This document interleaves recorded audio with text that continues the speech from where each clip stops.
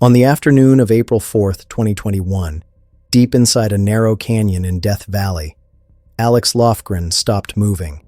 The rock face in front of him no longer behaved the way it had moments earlier. What had seemed solid flattened beneath his hands, stripping away friction, turning certainty into risk.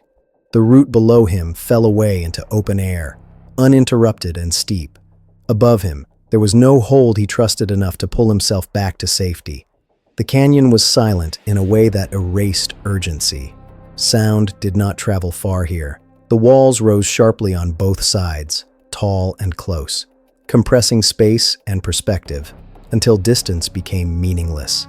Emily Henkel watched from higher ground, close enough to see Alex pause, far enough to understand she could not reach him in time if something went wrong.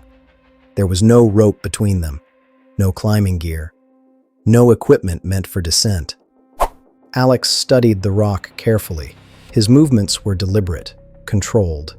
When he spoke, his voice was steady. He said he could not see a safe way down. He said the rock was giving him nothing. He said he was going to climb back up. Then his grip slipped. There was no warning, no gradual loss of balance. One moment he was there, pressed against the canyon wall. The next, he was gone. Alex fell 70 feet down the face of the waterfall and disappeared from Emily's sight. Emily stood at the edge, unable to move, her body still while her mind caught up. In that suspended moment, before sound returned, she understood that whatever happened next would not resemble the trip they had planned, the day they had started, or the life they had known before stepping into the canyon. Before the canyon narrowed and options collapsed. Alex Lofgren and Emily Henkel were defined by ordinary competence rather than danger. They were experienced outdoor travelers who had spent years moving through remote spaces together.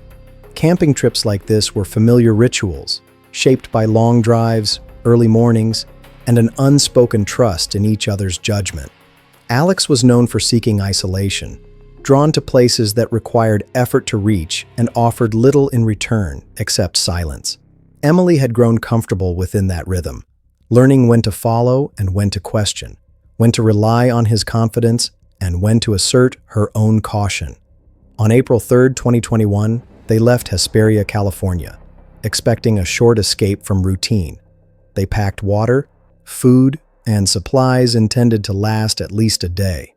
There was no fixed campground reserved, only a general area where they planned to explore during the day and camp under the stars at night. Nothing about the morning felt reckless. Their plans were loose but not careless. This was how many of their trips began, shaped by flexibility rather than rigid itineraries. Death Valley was not unknown to them.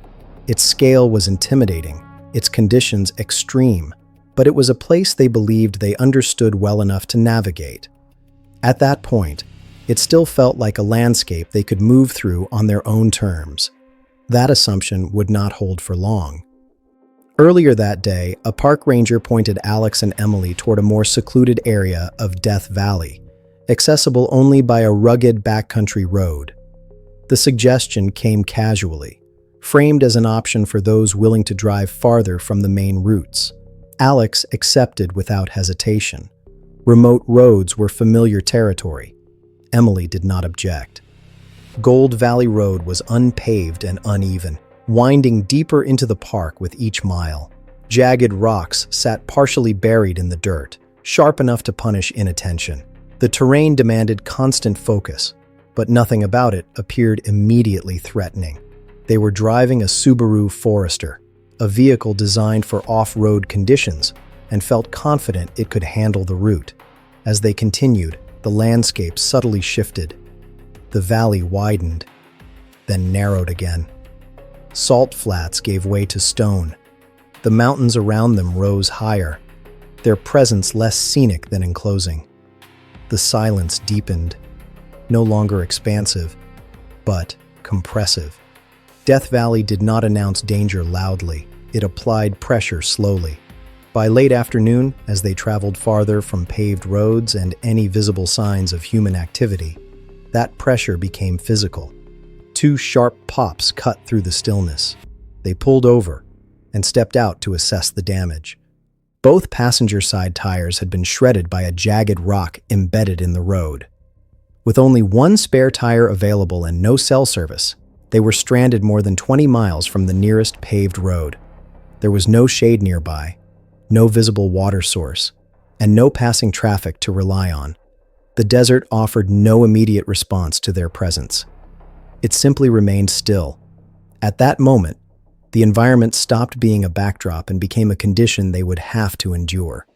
As evening settled over the desert, Alex and Emily remained with the disabled vehicle, reassessing what the situation allowed and what it did not. There was no urgency yet in their movements, but the margin for error had narrowed.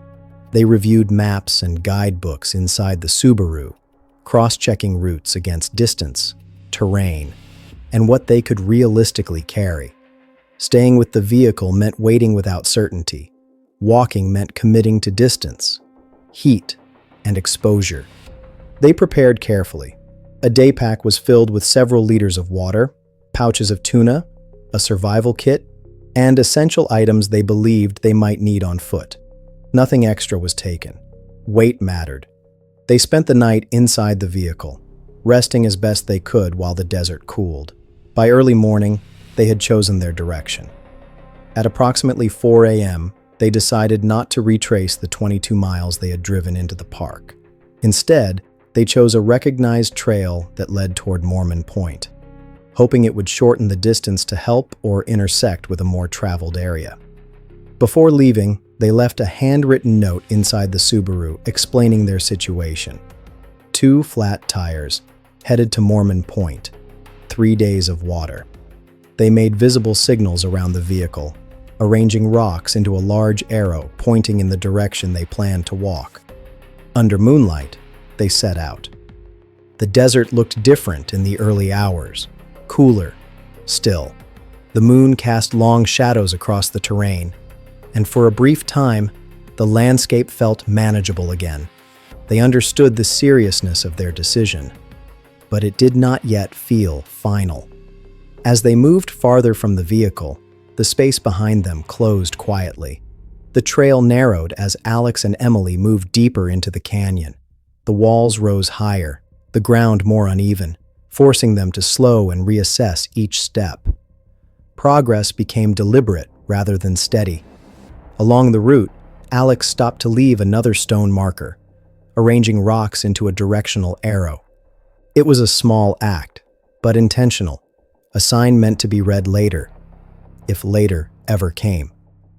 Around mid-morning, they came across a geocache hidden near the trail.